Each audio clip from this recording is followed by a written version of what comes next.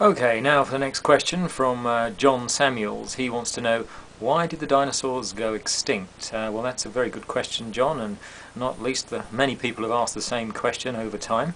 I myself have a particular take on that, whilst others believe it was a meteorite or some global catastrophe that immediately happened.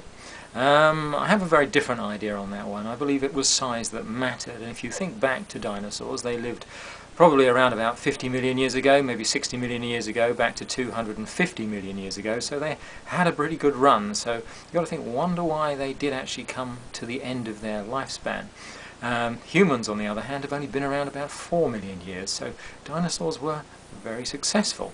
Now, you think about size and you think about what they were eating at the time.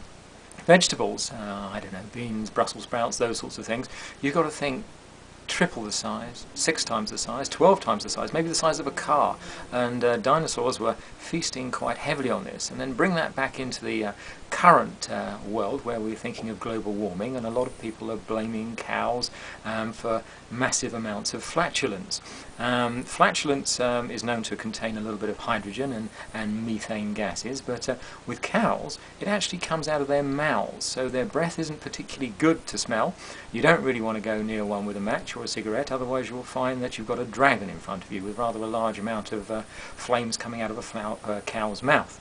Now, if we take that back again into where the dinosaurs lived, and think of them eating copious amounts of vegetables, just keeping and stuffing their mouths full of it over probably nearly 200 million years, you can think of all the methane and hydrogen released into the atmosphere, which was all very well for that period of time.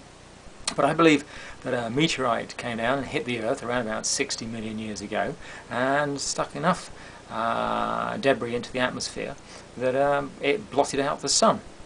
Now, the dinosaurs continued to eat, even though it was pitch black, and they ate all the rest of the vegetation, still putting that methane into the atmosphere that couldn't get away. Now, anybody lighting a match at the time would have basically incinerated the entire world, and you may wonder who could possibly have had a match. Well, we come into something called time travel.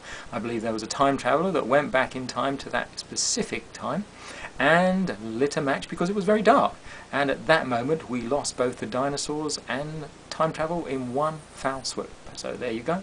There's your answer to that question, John. Thank you.